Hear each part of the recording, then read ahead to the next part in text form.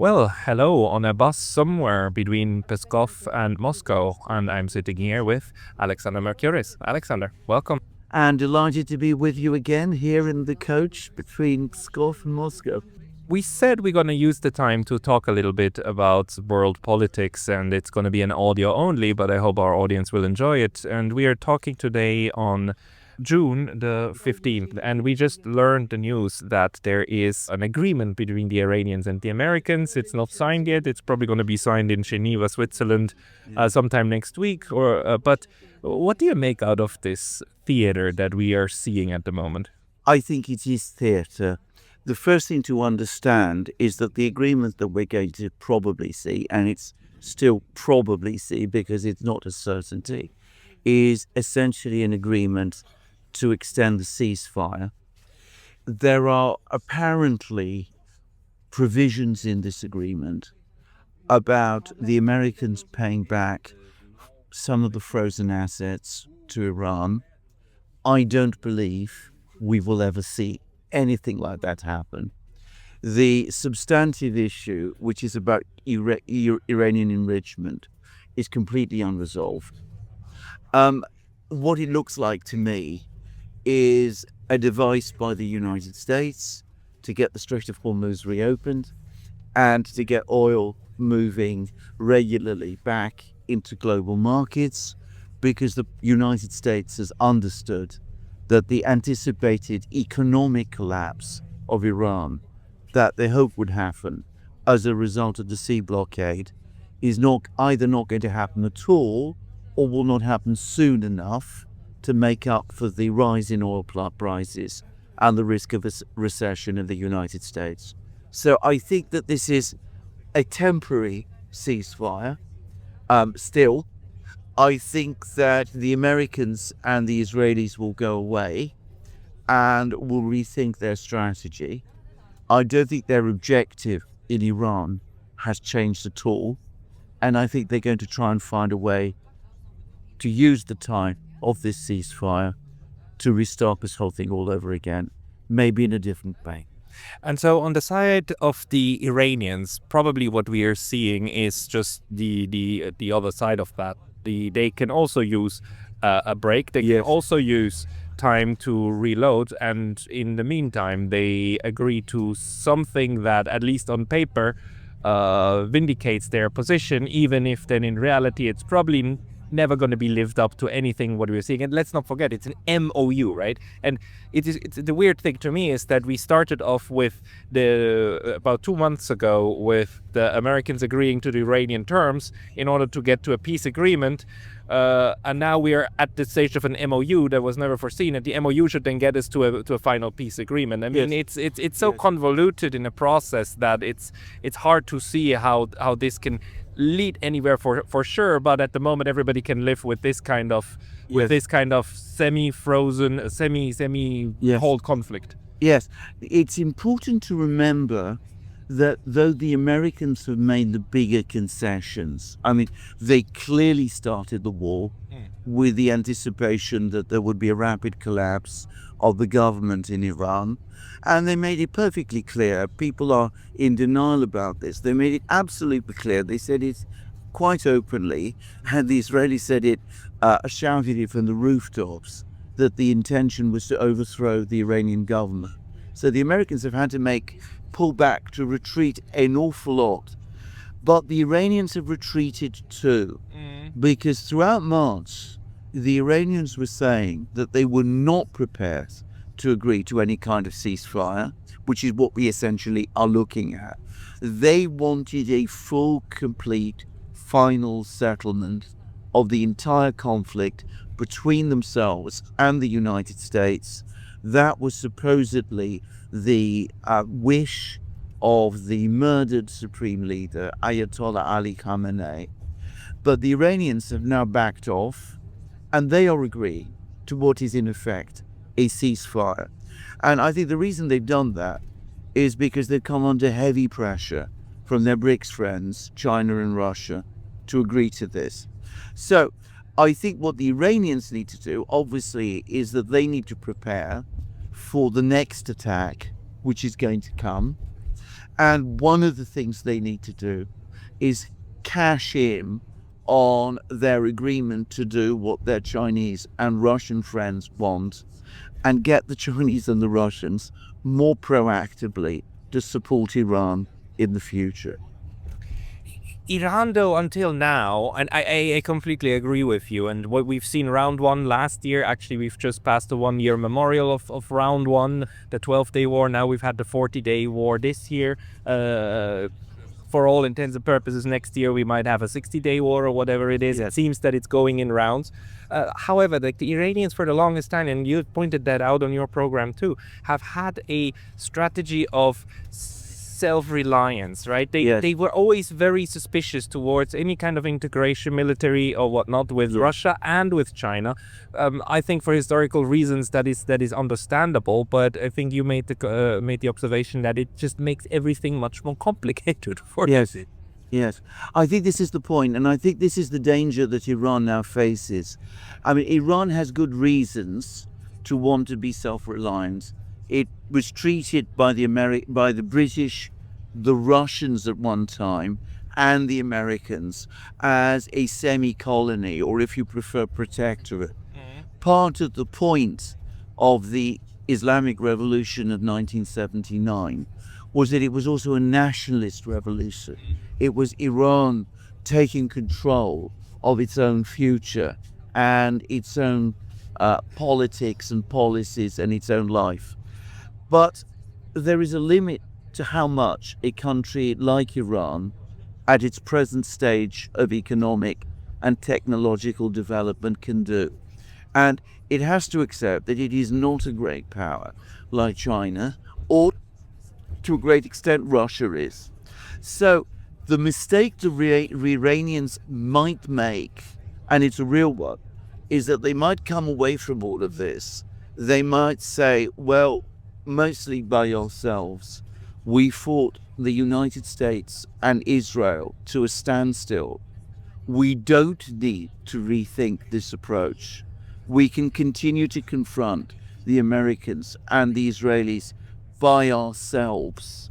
We don't need more help from the Chinese and the Russians. We can actually be more assertive towards them.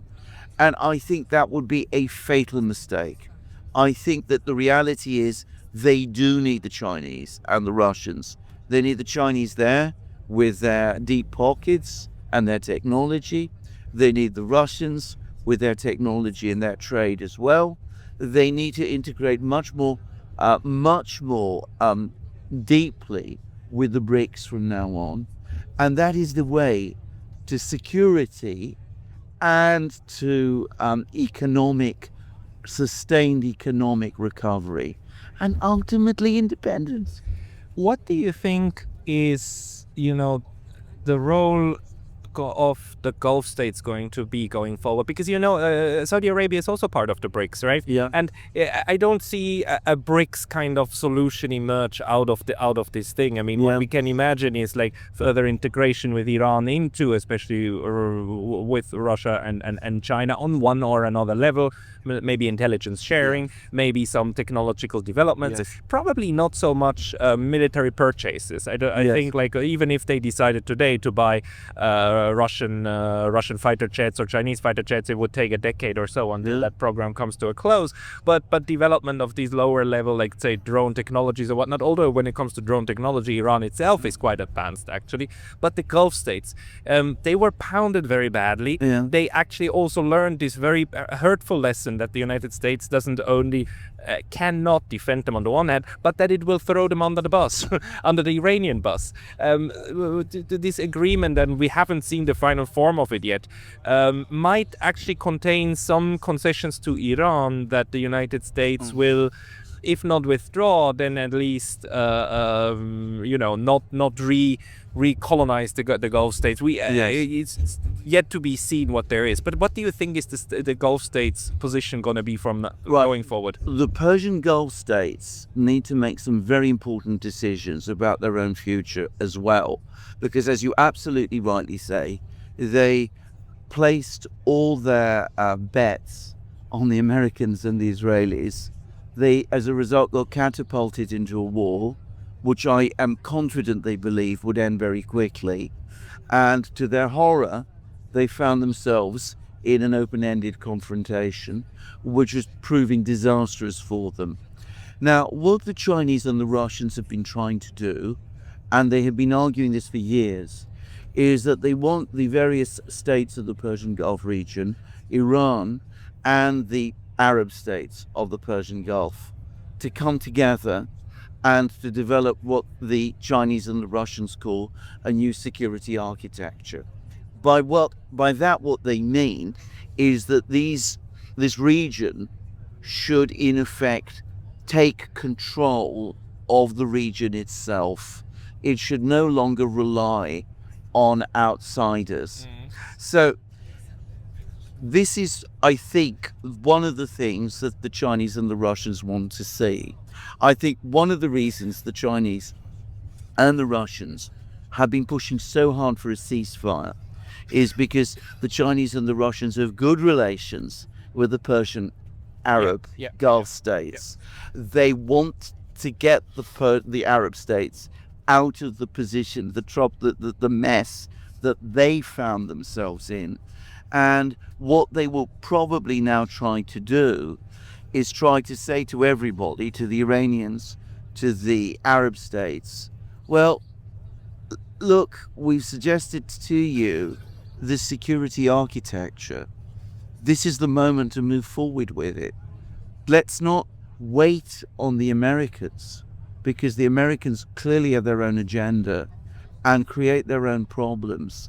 Let's work together to develop systems so that we protect shipping in the Gulf, we keep trade open in the Gulf, we prevent wars being fought on our territory, in our region, that are so devastating for everyone.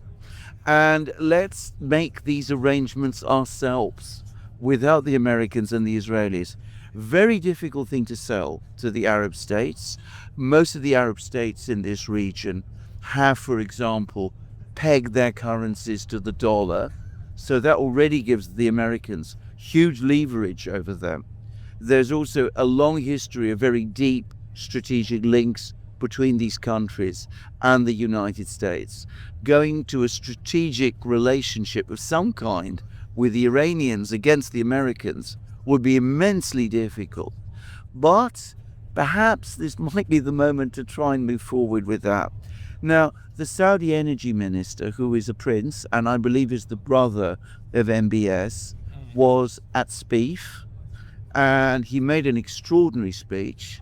He said that Saudi Arabia and Russia are, well, one is a Muslim country, one is a Christian country, but they will be friends forever unto the death.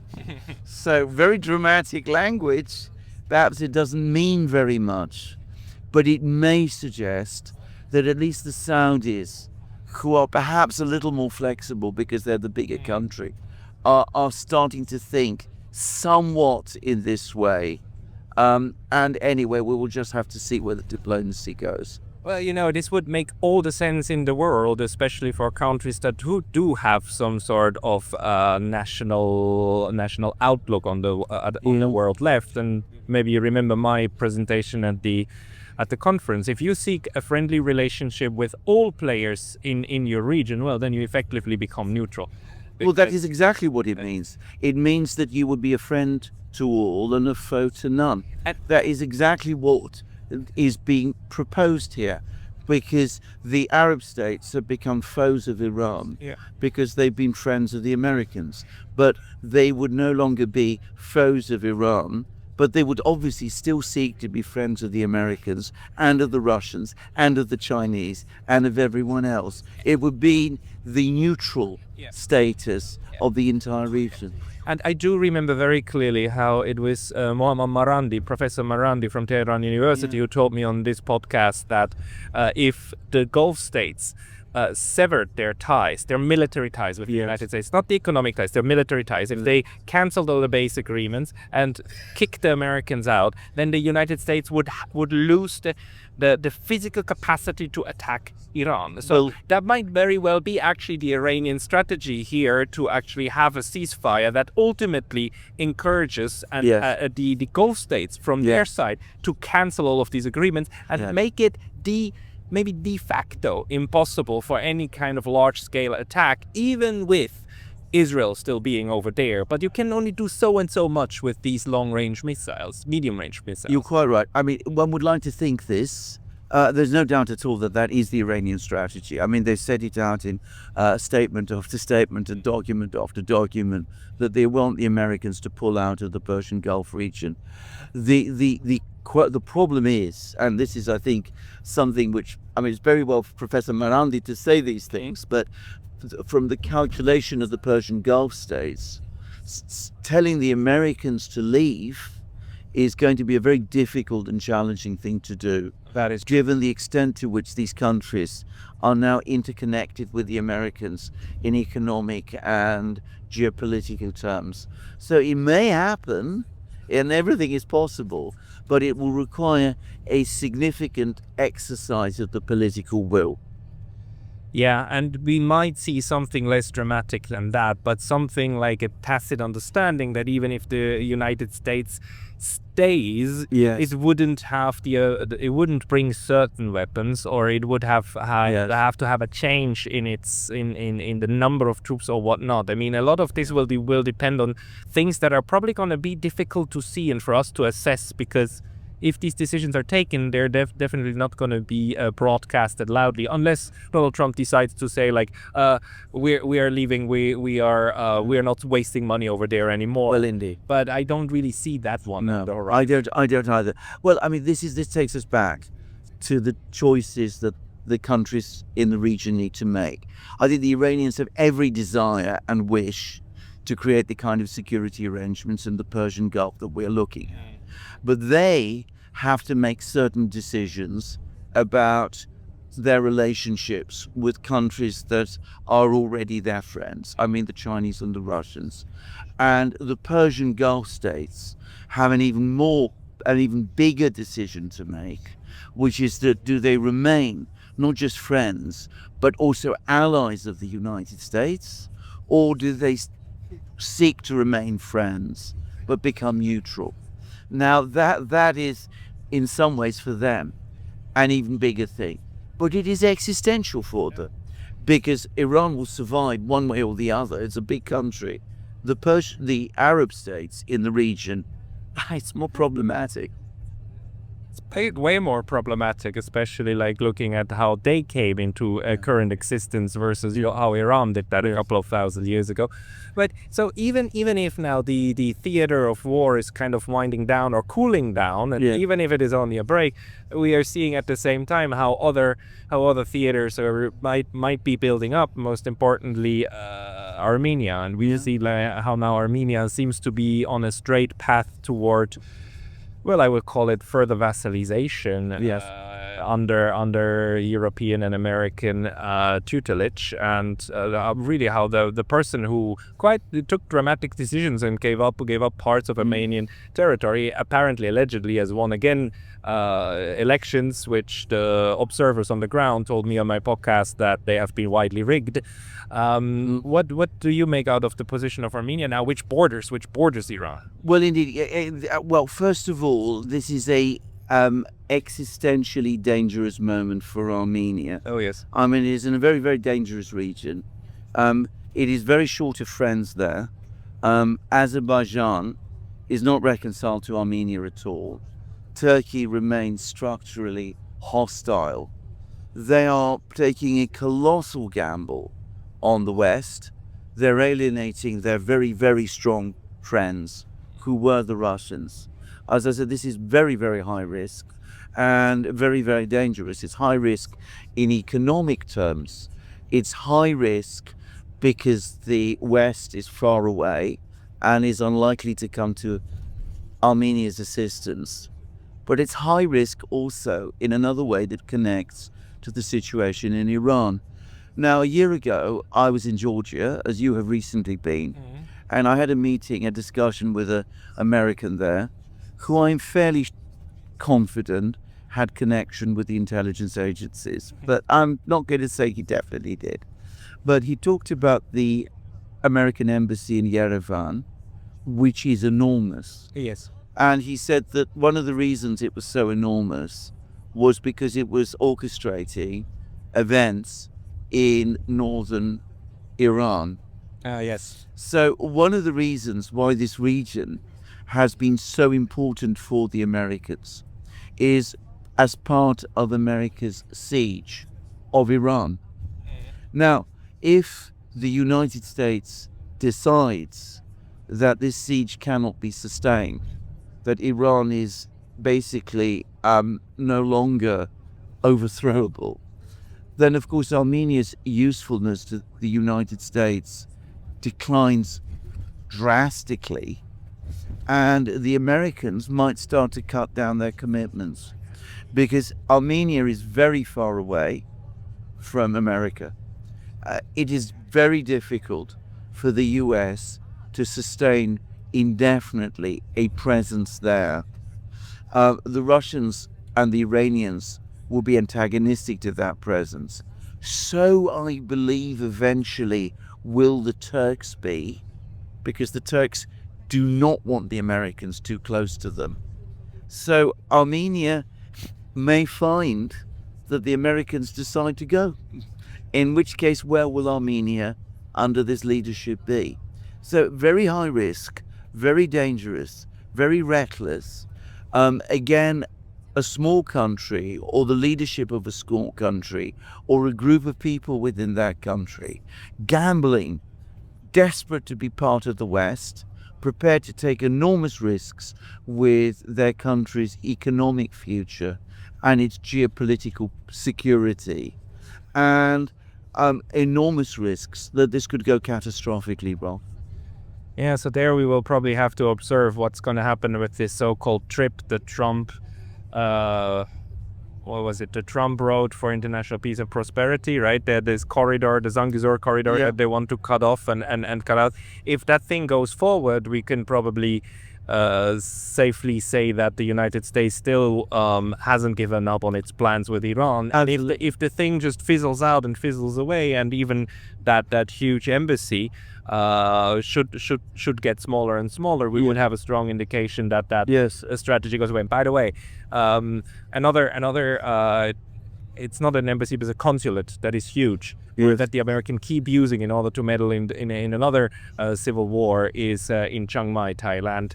Wow. Huge consulate, and it is used directly in order to intervene in the civil war in Myanmar. One learns something new every day. So these embassies and consulates are of course used because they're under diplomatic protection. Exactly. So they're CIA and spy hubs, like in most parts, especially the large ones. However, like going back again to the main topic, the US strategy in this region at the moment is actually at a point where we might see change, right? Because this war has kind of now brought out certain underlying tendencies. Most importantly, of course, that Iran seems to be much stronger than the West thought it is. What else do you think this second round of the Iran war taught us? Well, I think we did learn that the Iranians were much stronger, but I think we also learned that the Americans are much weaker than many of us supposed. And I think that is going to have dramatic implications. I mean, American military power is not overwhelming. Especially naval power. Naval power is not overwhelming. There are lots of rumors that the F-35s, the stealth fighters, were not as effective as had been assumed. In fact, and it's open. I mean, Jim Webb, who is has been a senior U.S. military officer. He was JFK Jr.'s national security advisor. He's got lots of contacts with the U.S. military. He told me on his own show, so it's out there on YouTube, that the Iranians were able to track the F-35s with all sorts of interesting technologies, which I suspect they got either from the Chinese or the Russians. But anyway, so the stealth technology that the American Air Force has overinvested in has been found wanting. And we'd already had indications from the Ukraine war that American industrial resilience, military industrial resilience, was not very strong. This has now been re-emphasized, but it turns out that American leadership in military technology is not that strong either. And we saw a couple of very interesting stories, media stories, during these 40 days of war. One of them, of course, this kind of the lone pilot that kind of got lost and had to be rescued. I mean, that's in and of itself interesting. But the even more interesting one that I think flew a bit under the radar is this alleged fire on board of one of the aircraft carriers that apparently broke out in a laundry room and then just raged for like more than 24 hours. And I keep thinking that probably this is a lie. Probably the thing was struck by some sort of projectile. And even if not, I mean, it would make the situation even worse, because it would mean that these things catch fire all by themselves without anyone having to do anything. Well, it is, yes. Quite fascinating. Yes, that story has never been properly explained. No. There's all sorts of things that have happened. There've been lots of stories and rumors circulating that American ships were hit by various drones and projectiles and various things. Of course, we never have the full details, but I think I mentioned to you in conversationally that I've heard him. It's been corroborated to me by more than one source. I don't know that this is true myself, but as I said, I've been told this, that the Americans at one point got so desperate to get some oil appearing to come through the Strait of Hormuz that they were telling ship owners to pay the Iranians the toll, the fee, and they were refunding the ship owners that fee. So in effect, the United States was paying ship owners, was paying the Iranians, actually, to be more precise, indirectly paying the Iranians to sell oil to China, which is where all that oil was going. So, I mean, it's all very bizarre and very extraordinary. But it does, again, show that the Americans, when their plans go wrong, as they did in Iran, they are weaker and more disorganized and less efficient than all of us had assumed. Yeah, and then again, the approach, let's throw as much money at it as we can. Yes. And if this seems to be becoming more and more the approach of it, because we now have a $1 trillion military budget, but we, on our podcasts and other colleagues, we've been like now saying for a long time, I mean, what is eroding is the capacity to produce these things, these implements of war. And that one, and then none of us sees how the structural changes are happening. Structural changes are happening inside the US or its alliance system to correct for that. So this whole let's throw money at it approach is also ultimately now running toward a dead end. Absolutely. The other thing I have to say is that yet again, we have seen that American intelligence gathering and analysis is unfit for purpose. The US colossally miscalculated in 2022 the resilience of the Russian economy. It's obvious now that the Americans, perhaps over-relying on the Israelis, colossally miscalculated Iran's resilience altogether. They assumed that this was a weak country, when it turned out it was actually a rather strong country. Well, the Israelis had a couple of great successes, and I'm not saying that because I'm a fan of them, not at all, the opposite, but certain realities must be just faced. I mean, on the one hand, they did manage to kill the Nassan Nasrallah. They managed to genocide Gaza pretty much successfully, like as in as horrible as it is, but they did it, and they achieved a good part of the decimation of these people. They managed to change Syria, right? And to actually flip it around from basically a no man's land that would even guard against certain Israeli attacks on Iran, to somebody who's like in complete and utter support, right? In this Al Qaeda leader Al-Shara, who's now in power there. So all of that seemed to work in their favor, and also especially Syria, kind of the speed with which in the end the Bashar al-Assad government fell. Just surprised, I think, everybody, including the Russians, and there was maybe this euphoria from the side of the Israelis. Yes. We can do this to Iran now. Now's the time. Yes, I'll tell you what I think about this.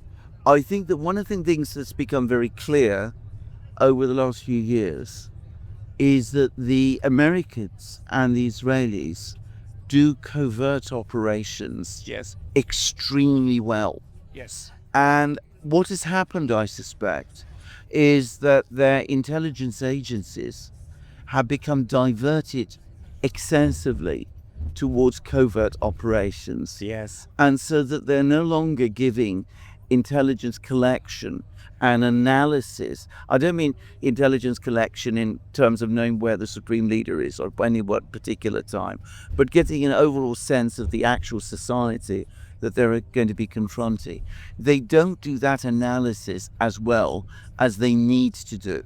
So I think this is where the problem is. Yeah. That their effectiveness in covert action has in effect caused them to downgrade the even more important role for an intelligence agency of finding out what is actually going on. And I had a very interesting conversation with George Beebe recently that is not published. It was like a private conversation in Tbilisi, but he, as a former one of the former directors within the CIA, kept also talking about the importance between the intelligence arm, the people who try to figure out what's happening, and we have people like Ray McGovern and Larry Johnson who were part of this kind of arm of the CIA, and then there's the other arm, the operations arm. Yes. And the operations arm seems to have been getting much more love than the other one. Yes. And then the other one still is doing intelligence, not how PB wanted to do it with open source materials and trying to figure out the overall picture,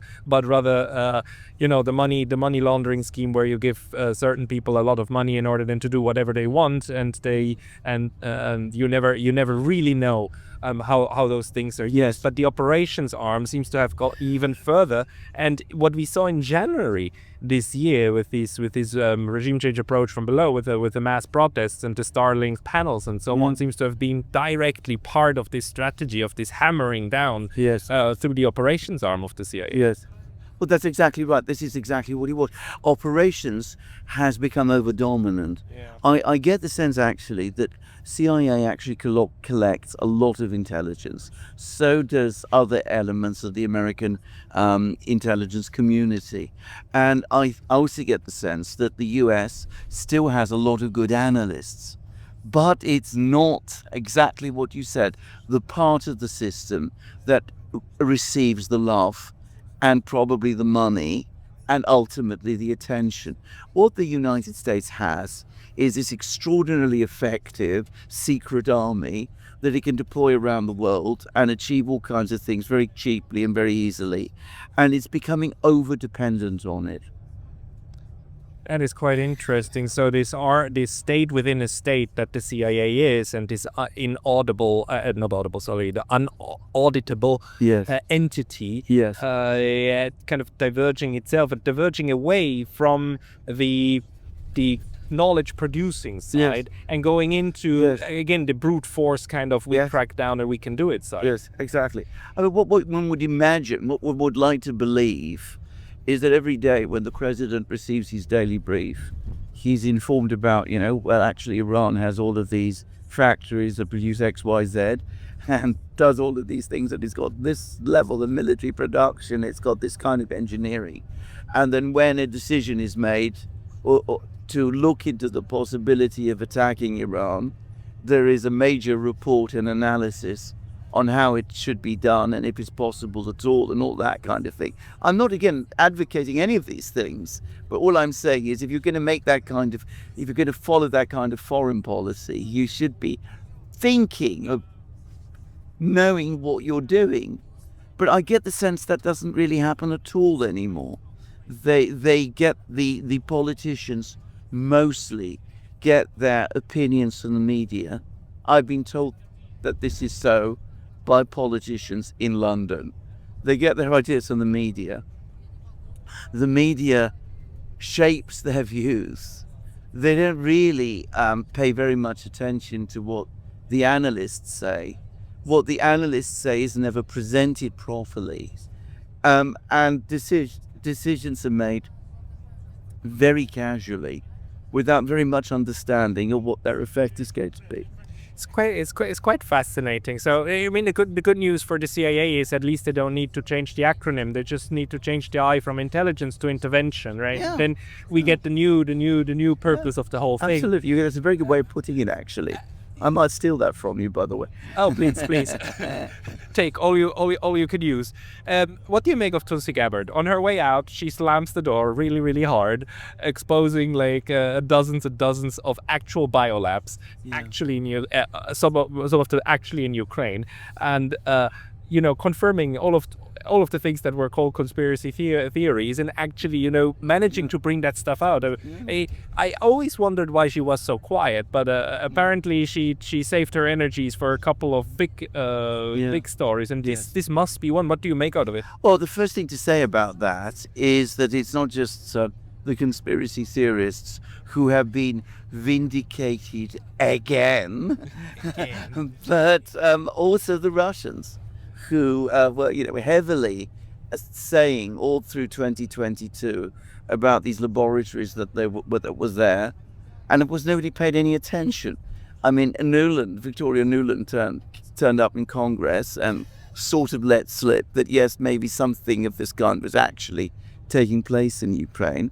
But everybody else, it's just the Russians. They're just saying these things. It turns out otherwise.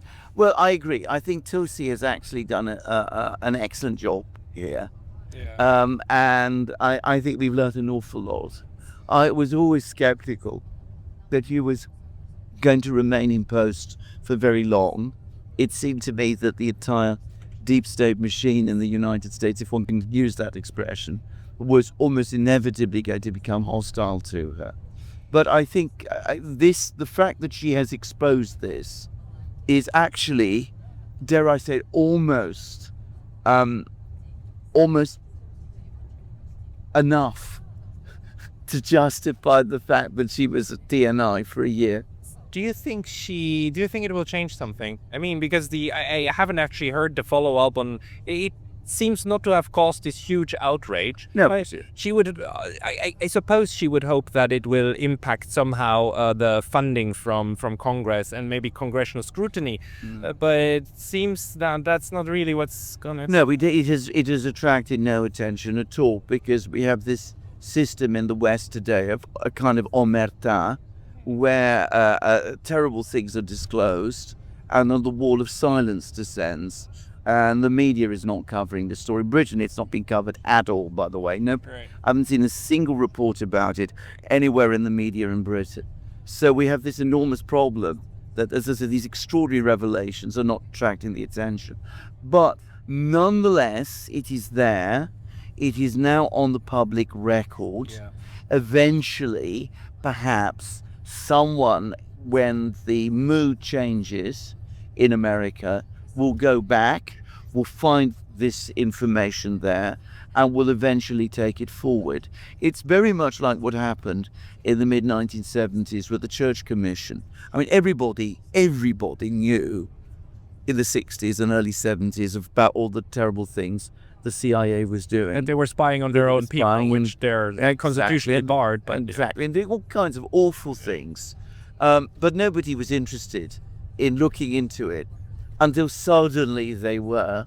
And then when they were, as I said, all that evidence was out there to actually pull together and to build a case out of. Right. So I would regard this as something, as a gift from Tulsi to the future. Yeah, it's interesting because it brings us back to the discussion about the CIA, where you see how within the United States there are forces who are working on restraining this beast that the U.S. political process is, and nobody can completely win over it, but you can play cards to each other. And Tulsi just gave a big and important card to whoever is then going to be able to pick it up. Yes, I think something has happened in the U.S.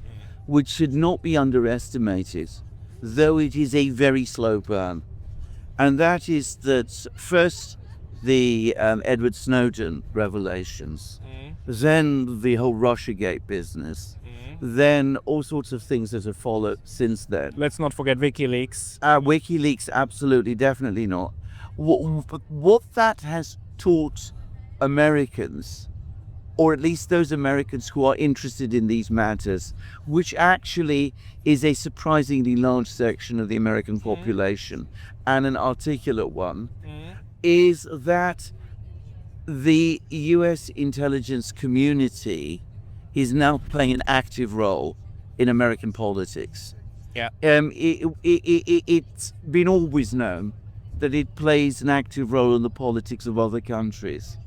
But now Americans know, or some Americans know, that it is taking an active role in their own politics.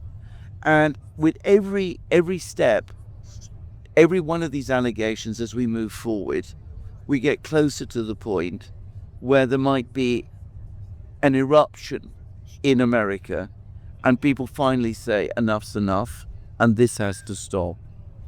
Yeah, we will see whether it's possible to stop the thing, because I had this discussion with Aaron Good, and one of the things we kind of agree on is that when you have a system in place, and the United States is a system, the system has mechanisms to deal with forces against it, right? Anything that tries to change it will automatically, either legally or illegally, someone be taken out. And the standard example is that, if a president oversteps too far, well, there's always a place in Texas with a cabriolet where you can do something against them, right? I watched that program. I thought it was an exceptional program.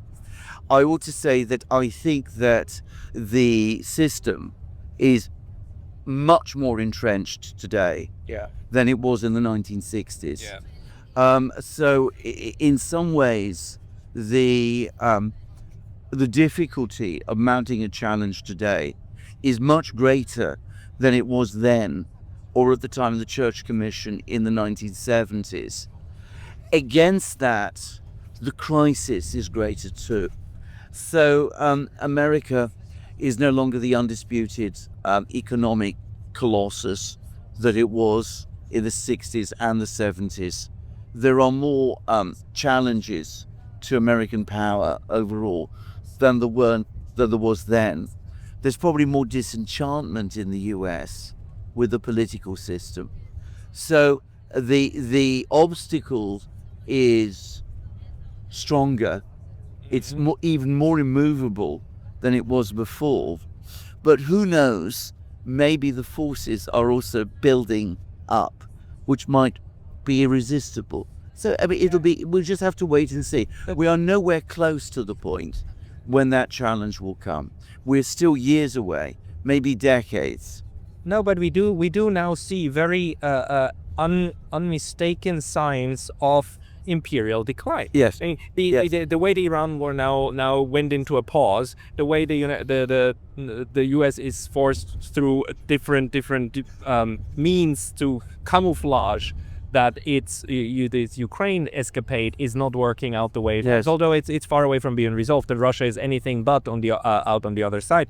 But it's definitely not this type of we just roll in and declare victory. We are far away from 20 years ago with Iraq, right? Yeah. And that in and of itself is kind of maybe a symptom, but it's a symptom for something underlying that we are all trying to understand. And it seems that the pulse of the thing is not doing that well. Exactly. I think you've described it exactly. I think that is exactly where we are.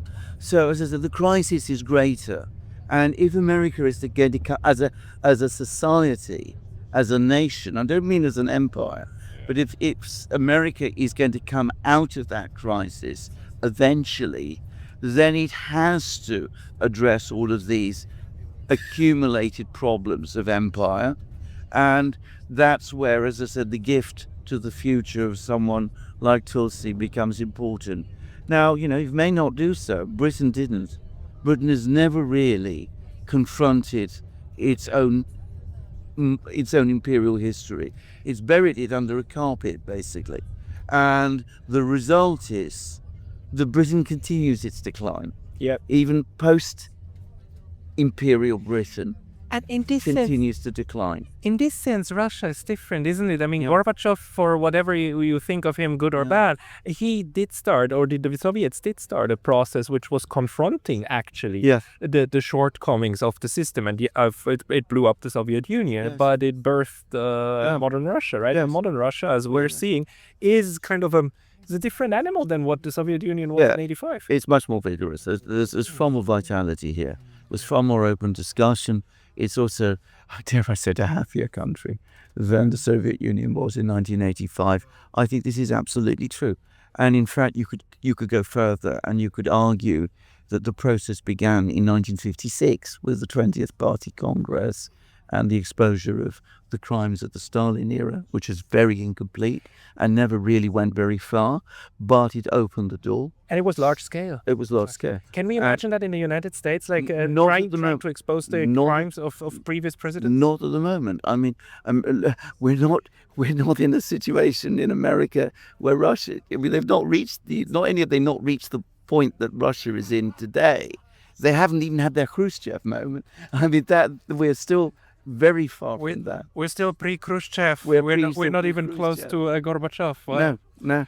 Well, I think that's a good point to end it, and we will continue the discussion. Alexander, people who want to find you, they could of course find your YouTube channel, Alexander Mercouris on YouTube and on your Substack, and the Duran, and any other place where people should find you. Well, well, there's also my channel, Alexander Mercouris' channel, and I'm starting rather hesitantly to make a presence on Twitter, on X, I should say, and it's no longer Twitter anymore. I like resistance to the word X. That just shows like Yeah, popular resilience absolutely. toward an imposed Absolutely. change. But okay, we'll talk again, and thank you very much for your time, Alexander. Thank you.